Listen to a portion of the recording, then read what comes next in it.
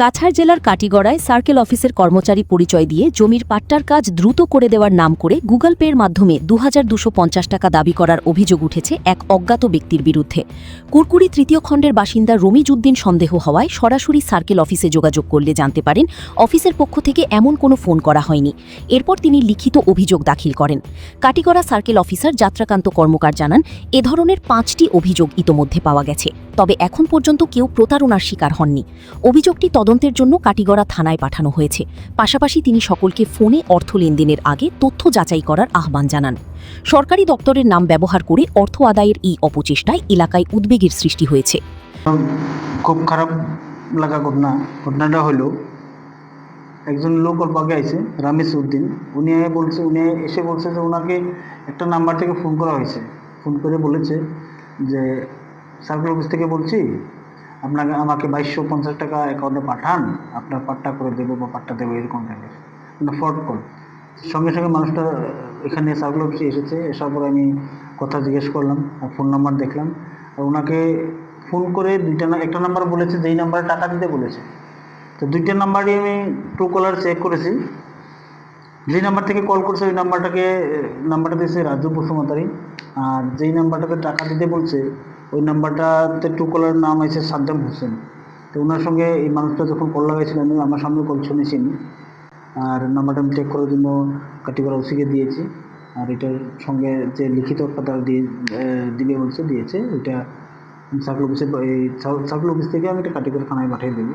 কিন্তু এরকম ধরনের ফ্রড কল আমি কাটিগড়া জনসাধারণ সবাইকে আমি অনুরোধ জানাচ্ছি, এরকম ধরনের ফ্রড কল অনেক যাইতে পারে। এইটা নিয়ে ৫ নম্বর কেস আমি এখন অবধি পেয়েছি এই গত ২ মাসে। এরকম যদি আরও কেস যায়, কল যায়, কিছু যায়, তাহলে আপনারা সতর্ক হবেন। কোনো ধরনের কোনো টাকা কারো অনলাইনে ট্রান্সফার করবেন না। আমার নাম মোহাম্মদ মুজাক্কির হোসেন, বাবার নাম হাজি রমিজউদ্দিন। আজকে ঘটনা হইছে, বাবার কাছে হঠাৎ করিয়া ফোন আইছে। একজন মানুষে ফোন করছে, ফোন করিয়া কইছে আপনারা পাট্টা পাইতা জমিনর ২২৫০ টাকা আপনি অনলাইনও লাগাইন। আমি বললাম অনলাইনও এরকম কিরকম লাগাইতাম। ও ভরে তাই একটা নাম্বার দিয়েছে, কইছে ও নাম্বারটা আপনি লইয়া অনলাইন। আমি কইছি আমার কাছে তো অনলাইন নাই, এখন কিরকম দিব। তাই কইছেন যে না, তুমি যাইন সিএসপিত গিয়া ও পয়সাটা লাগাইন। আমি কইছি ৩০ থেকে ৪০ মিনিট লাগবো আমি সিএসপিত যাইতে হইলে।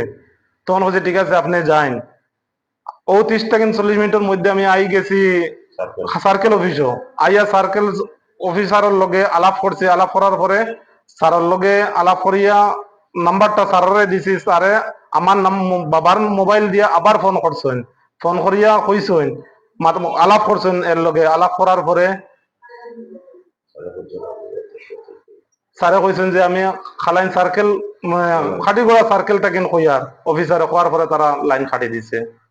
এই প্রটোকলের লাগি আর কিটা হইবা সাধারণ মানুষের কইমু যে মানুষে কোনোদিন এই ধরনের মোবাইলও কেউ যেন ফোন করিয়া কয় প্রতারণা করতা না পড়িয়া যাচাই করতা।